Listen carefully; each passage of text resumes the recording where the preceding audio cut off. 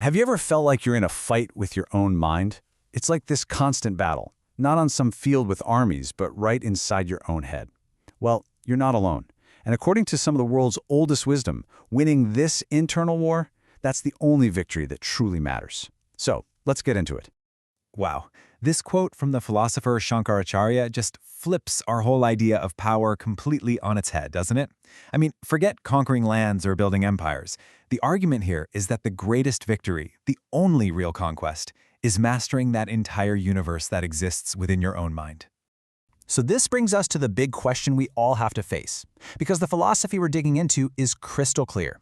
Your mind is never neutral. It's never just sitting on the sidelines. In every single moment, it's either your greatest ally or your absolute worst enemy. Okay, so first, let's just confront the darker side of this choice. What actually happens when the mind is just left to run wild? The answer we get is pretty uncompromising. It becomes a destructive force. It becomes our own worst enemy. This metaphor is just perfect. Think about it. All of your energy, just scattered, pulling you in a dozen different directions at once. You end the day completely exhausted, but you haven't actually gone anywhere. It's the literal definition of wasted effort, right? All that motion, but zero progress. And you have to notice the extreme language being used here. An uncontrolled mind isn't just an inconvenience, it's described as a lethal poison. But, and this is the wild part, that exact same mind, when you get it under control, becomes a nectar-like elixir. It's such a powerful idea, the potential for both heaven and hell exists in the very same mental space. Okay, let's make this practical. Think about that moment when you're not even hungry, but your mind just whispers, hey, just one bite. It feels so insignificant, doesn't it? But these small daily battles, well, that's the training ground. That's where we either build up our self-control or we let it slip away. And then just look at the domino effect. That one little impulse can lead to poor health, which then costs you money, wastes your time, and creates a ton of stress. A tiny crack in our self-control can so quickly flood every area of our lives with all these negative consequences. Now let's scale that idea way up, because that same simple mechanism, an unchecked impulse, it doesn't just apply to a piece of cake.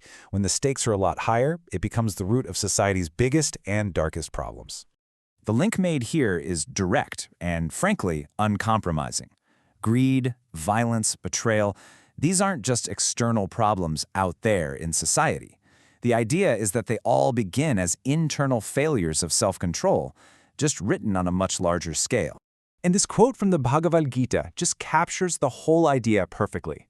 Think about it. You will never face a greater, more difficult enemy than your own undisciplined mind. But on the flip side, you will never find a greater ally than a mind that you have truly mastered. The whole battlefield is right inside you. But you know, an uncontrolled mind isn't always some raging, destructive enemy. There's a much more subtle problem, one that can be even more insidious, and that's the mind as just a useless, dead weight. This is a mind that doesn't actively try to destroy you, but it absolutely prevents you from building anything. It's passive, it's uninspired, and it's heavy. It's the thing that keeps you stuck in mediocrity, never allowing you to reach your real potential. Think of this mind like a broken drum. It only makes a sound when it's beaten by some kind of external pressure, a deadline, a crisis, you name it.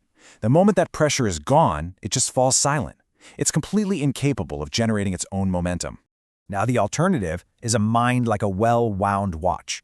It has its own internal purpose. You set the goal, and it just works, consistently and reliably to get there. It runs on its own power. So this lazy, passive mind, it really does act as a dead weight on everything that matters. Acquiring knowledge, building wealth, spiritual development, none of it is possible if your most important tool, your own mind, is basically asleep at the wheel. Okay, so we've seen the problem pretty clearly. Now let's pivot to the incredible solution and the immense power that comes when you finally achieve mental control. I mean, listen to the metaphors they use to describe this. A wish-fulfilling tree, a treasure chest, a philosopher's stone that turns lead into gold. They're not just saying it's a useful tool, they're saying it's the very source of value, capable of turning any situation into a golden opportunity. So how is this power unlocked? Well, the process is simple, but that doesn't mean it's easy. We start in our natural, scattered state. The work is to unify these energies, to focus them all on a single point. And the result of that intense concentration is described as nothing less than divine power. Now, to make this point, these texts use examples from all across the moral spectrum. The insight here is that concentrated mental energy is a neutral tool of immense power. And whether it's used for destruction or for liberation, the underlying mechanism is exactly the same. A singular, unwavering focus that can literally change the world. So, let's bring all of this together. Why is this internal work, this mastery of the mind, considered the single greatest gift, the greatest boon one can achieve? And here we are, right back where we started. But after seeing the potential for destruction, for mediocrity, and for this immense power, this statement just hits differently now, doesn't it? A conquered world can be lost. A conquered mind is a victory for eternity. You know, the Bhagavad Gita basically asks a simple question. In any challenge, who do you want by your side? A fickle enemy or a powerful, true friend? The text is clear. Your mind can and absolutely should become that friend. And maybe the ultimate proof comes from the Yoga Sutras. The entire goal of yoga at its deepest level has nothing to do with physical poses. The actual definition of yoga is simply the cessation of the modifications of the mind, just stilling that inner turbulence. That's the final destination. So we end where we began, but now the choice is a lot clearer. The very same mind can be your poison or your elixir, your enemy or your friend, your heaviest burden or your greatest treasure. The potential for both is inside you right now. The only question is, which one will you build?